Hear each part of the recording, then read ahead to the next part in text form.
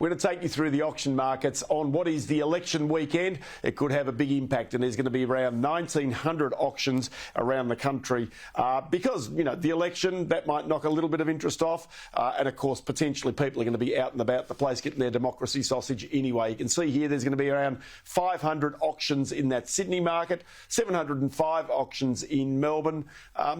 These volumes are still pretty high. Brisbane, 114 auctions. In Adelaide, there are 191. Actually, it's been pretty busy, and there's been plenty of interest around that Adelaide market. In the ACT, there's 81 auctions there.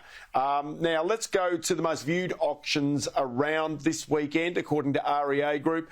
And the top viewed listing is 43 Aberdeen Road in Paran, with the price guide of up to $3.5 million. You can see in South Australia, Banksia Park there, Cools Road, $485 million in Victoria. In Footscray, Swan Street, an emerging area, almost $1 million there. Fitzroy North as well, potentially $1.45 million.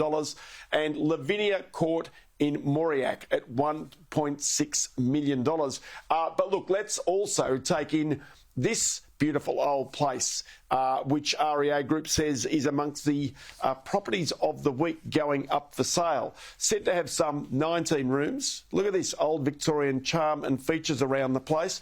And the interesting thing about this is this particular property is 683 Park Street in Brunswick. So this particular property been around for a very long period of time. Highly established. You can see French doors, sensational extension living, light-filled areas. Have a look at that, the floor plan there. Have a look how many bedrooms are there. You just wonder what it's been used for before, maybe an old boarding house or something like that. So, just as I say, some of the more incredible properties around the place. But let's bring in here economist from REA Group, Anne Flaherty, who joins me now. Anne, election weekend.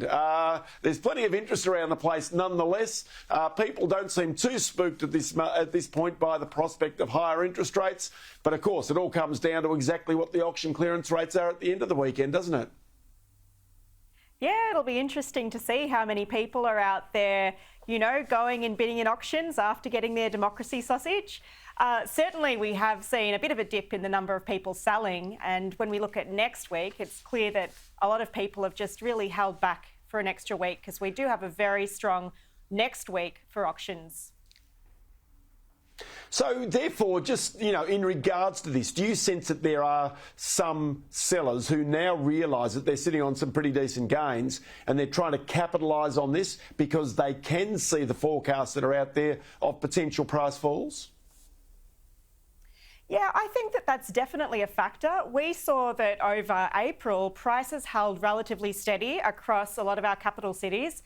Now, we had the slowest April price growth since the pandemic began. So I think a lot of people are thinking, you know what, we might be getting to the top of the growth cycle. It might be a good time to sell to make the most of those capital gains, particularly as there's, more sentiment in the media that there could potentially be price falls coming soon with interest rates rising.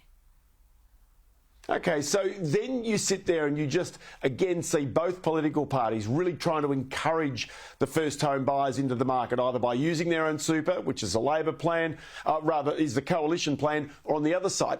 Is that long-term going to work, do you imagine? Yeah, both sides of politics are definitely battling it out for first home buyers. Interestingly, when we look at the two different policies, how they differ, we don't think that they're going to have that much of an impact on the market. If you look at Labor's Help to Buy scheme, they're only offering 10,000 places for first home buyers. So last year we had 150,000 first home buyers purchase. So it's really just a drop in the ocean. Yes. Then if we look at the Liberals scheme with the superannuation, it's, they're only giving up to 40%.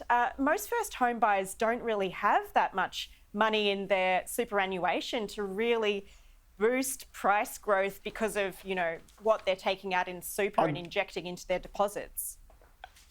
And Anne, I've got to leave it there. Many thanks for your time today.